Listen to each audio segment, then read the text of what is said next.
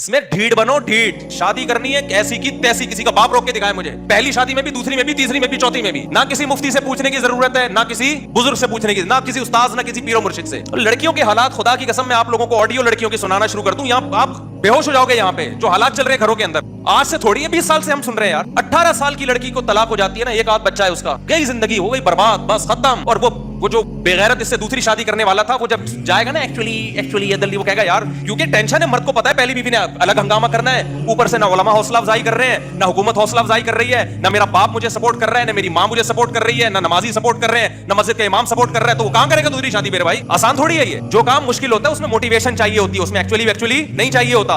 कल एक दुबई से एक लड़के ने फोन किया मुझे, मैं जनाब मेरी इतनी अर्निंग है, मेरा बाप कह रहा है, मेरे माँ बाप मना कर रहे हैं कि जब थोड़ा पैसे बढ़ाओ, तनख्वाह ज्यादा हो जाए फिर करना। मैंने कहा ऐसी की तैसी, माँ बाप से अच्छा सलूक करो, मोहब्बत से बात करो, शादी वादी में ना बागी बनो मेरे भाई।